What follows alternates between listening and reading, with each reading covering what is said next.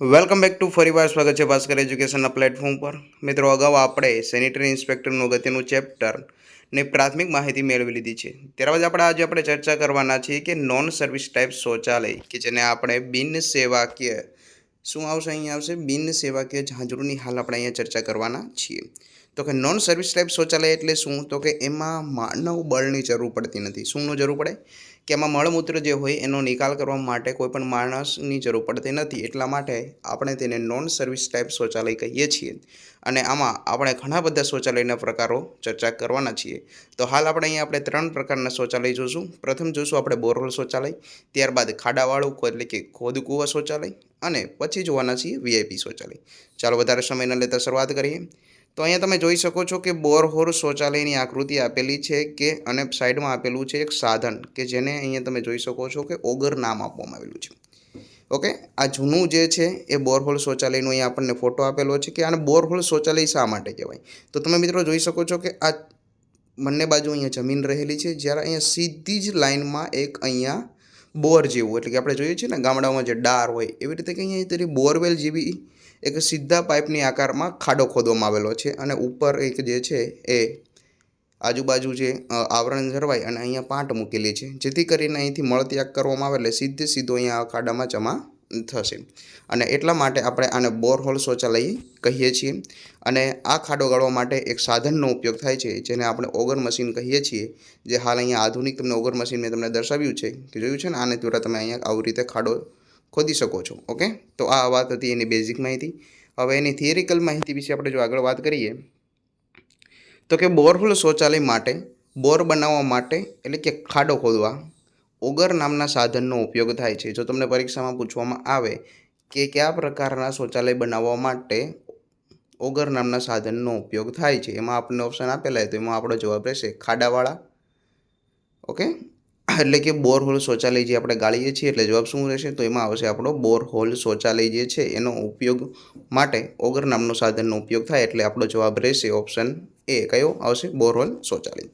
હવે બોરહોલ શૌચાલય જે છે મિત્રો, એનો વ્યાસની આપણે વાત કરવા જઈએ તો કે 40 સેન્ટીમીટરનો એ પોતે વ્યાસ ધરાવે છે. આ પણ પરીક્ષાની દ્રષ્ટિએ આઈએમપી છે. પરીક્ષામાં પૂછવામાં આવે કે બોરહોલ એનો વ્યાસ કેટલો હોય છે, 40, 20, 30 કે 10? તો અહીંયા આપણો જવાબ રહેશે 40, એ અહીં સાચો જવાબ રહેશે. જ્યારે જેને આપણે ઊંડાઈની આપણે વાત કરવા જઈએ તો કે 5 થી લઈને 10 મીટર એ પોતે ઊંડાઈ ધરાવતું હોય છે. અને ખાસ એક અગત્યની માહિતી એ છે કે આ શૌચાલય 5 વ્યક્તિ માટે લગભગ 2 વર્ષ સુધી કામ આપે છે. ખાસ યાદ રાખી લેજો, બોરહોલ શૌચાલય જે છે એનો ઓગર નામના સાધનનો ઉપયોગ થાય. બીજું જોયું કે આપણે એનો વ્યાસ જે છે 40 સેન્ટીમીટર રાખીએ અને ઊંડાઈ જે છે 5 થી લઈને 10 સેન્ટીમીટર. અને આ જે શૌચાલય છે એ 5 વ્યક્તિ જ્યારે આનો વપરાશ કરતા હોય ઘરમાં, તો એ 2 વર્ષ સુધી પોતે તમને કામ આપતું હોય છે. ત્યારબાદ આગળ જોઈએ તો કે મહત્ત્વની નોંધ તરીકે અહીંયા દર્શાવેલું છે. આ આઈએમપી છે પરીક્ષાની દ્રષ્ટિએ, આ ખાસ નો યાદ રહે તો નોંધી લેજો. વર્ષ 1930માં રોલફેલર ફાઉન્ડેશન દ્વારા સૌપ્રથમ બાંધવામાં આવ્યું હતું. તે અંકુશકૃમિનો ચેપ અટકાવવા માટે શોધવામાં આવ્યું હતું. તમને બધાને ખબર છે કે કૃમિનો ચેપ, ઓકે, અંકુશકૃમિ જે હોય દૂષિત થયેલી માટી દ્વારા આપણા પગની ચામડીથી આપણા શરીરમાં પહોંચે છે, અને એના માટેની ઘણી બધી જે ટેબ્લેટ આવે, આલ્બેન્ડાઝોલ ને મેબેન્ડાઝોલ ને એવા આપણને પરીક્ષામાં પૂછાય છે. તો આ જે અંકુશકૃમિ હતી એનો ચેપ અટકાવવા માટે 1930માં, ક્યારે વર્ષ યાદ રાખવાનું થશે? 1930. અને કોના દ્વારા? તો કે રોલફેલર ફાઉન્ડેશન દ્વારા સૌપ્રથમ આને બાંધવામાં આવ્યું હતું.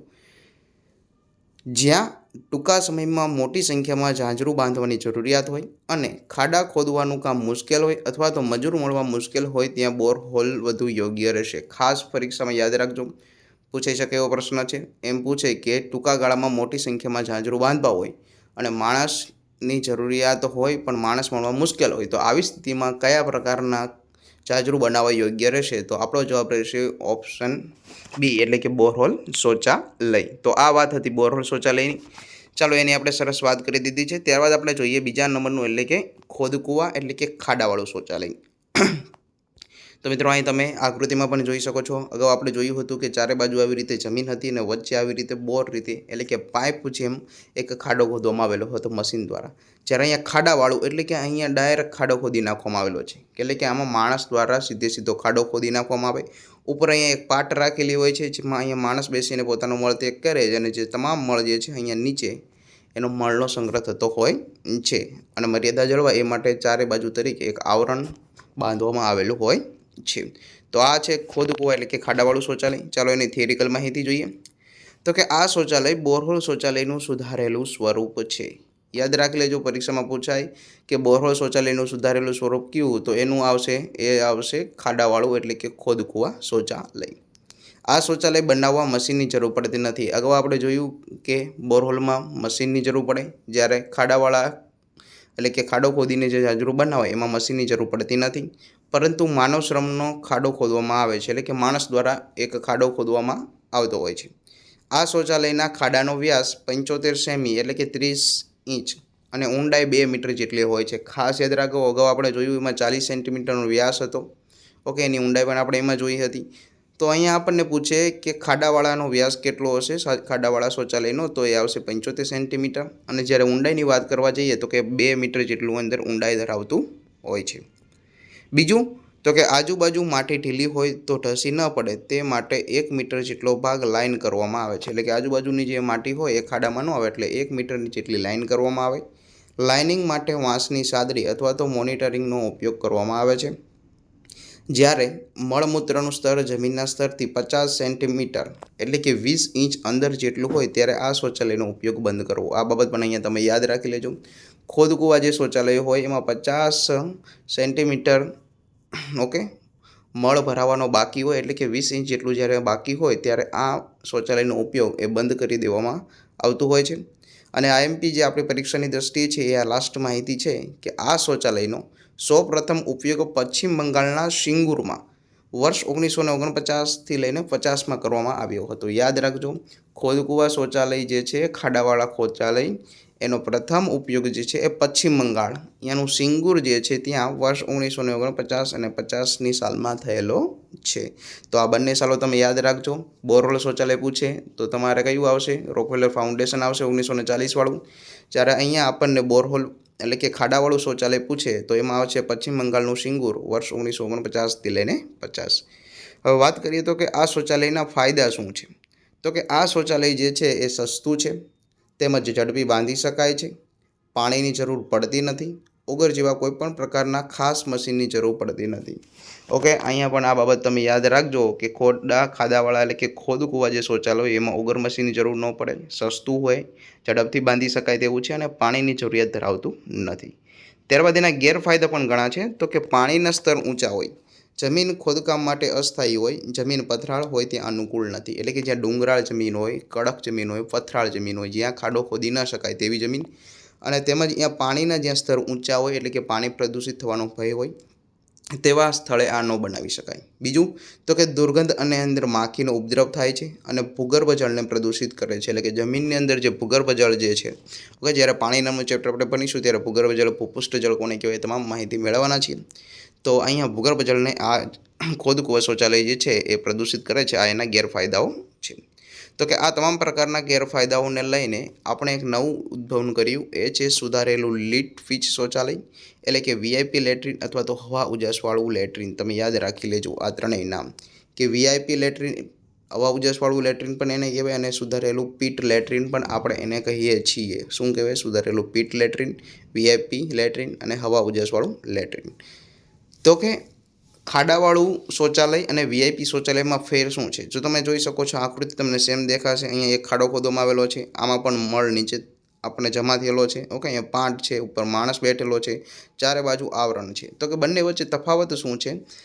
આ પ્રશ્ન જે છે અગાઉની પરીક્ષા વીએમસીની સેનિટરી ઇન્સ્પેક્ટર જે પરીક્ષા લેવાની એમાં આ પ્રશ્ન પૂછાઈ ચૂક્યો હતો. બંને વચ્ચેનો તફાવત શું છે? તો બંને વચ્ચે તફાવત છે આ એક જે પાઇપ. અહીંયા તમે જોઈ શકો છો કે વેન્ટિલેશન એક પાઇપ બતાવવામાં આવેલી છે. તો કે આ જે છે એ બંને વચ્ચેનો તફાવત છે. એટલે આપણને પરીક્ષામાં પૂછે કે વીઆઈપી લેટ્રિન જે છે એ ખાડાવાળા અથવા તો ખોદકૂવા શૌચાલયથી અલગ કઈ રીતે પડે? તો કે તેમાં રહેલા હવા ઉજાસવાળા પાઇપને લીધે પોતે અલગ પડતું હોય છે. ચાલો એની થિયરિકલ માહિતી જોઈએ. તો કે આ ઝાંઝરૂનો મુખ્ય હેતુ શું હતો? તો કે આમાં છે એ દુર્ગંધ અને કીટકોની ઉત્પત્તિ.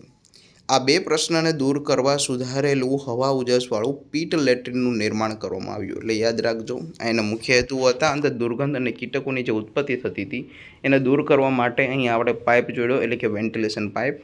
ઓકે, તો કે આ લેટ્રિનમાં વેન્ટી પાઇપમાંથી પ્રકાશ આવતો હોય છે, જેથી ઝાંઝરૂના અંધારિયા એરિયામાં રહેલી માખી આકર્ષાય વેન્ટ પાઇપની બહાર ખુલ્લા પ્રકાશમાં આવવા માટે કોશિશ કરશે, જ્યારે પાઇપના છેડા પર લગાવેલી જાળીમાં ફસાઈ જશે અને ડિહાઇડ્રેશનને કારણે એ મૃત્યુ થશે. તો કે અગાઉ આપણે આકૃતિમાં જોયું છે, અહીં વેન્ટિલેશન પાઇપ છે. ઓકે, અહીંયા અંધારી જગ્યા હશે, મળ તમે ત્યાગ કરી લો, માખી અથવા તો કીટકો અહીંયા જમા થાય.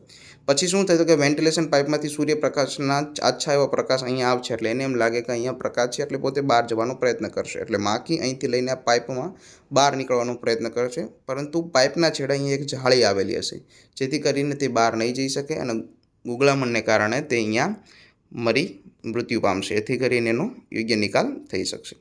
હવે વાત કરીએ તો કે આની એક મહત્ત્વની નોંધો શું છે, એટલે કે મહત્ત્વની માહિતી આમાં શું છે તો કે પરંપરા લેટરિનથી વીઆઈપી લેટરિન તેમાં આવેલા હવા પાઇપને લીધે અલગ પડે છે. આ પરીક્ષાની દ્રષ્ટિએ એમપી છે. એકવાર એવું નથી કે એકવાર પૂછાઈ ગયું એટલે ન પૂછાય, ઘણી વખત પ્રશ્નો રિપીટ થતા હોય છે, એટલે આપણા માટે એક માર્ક મહત્ત્વનો છે, એટલે આવી બાબતો યાદ રાખજો.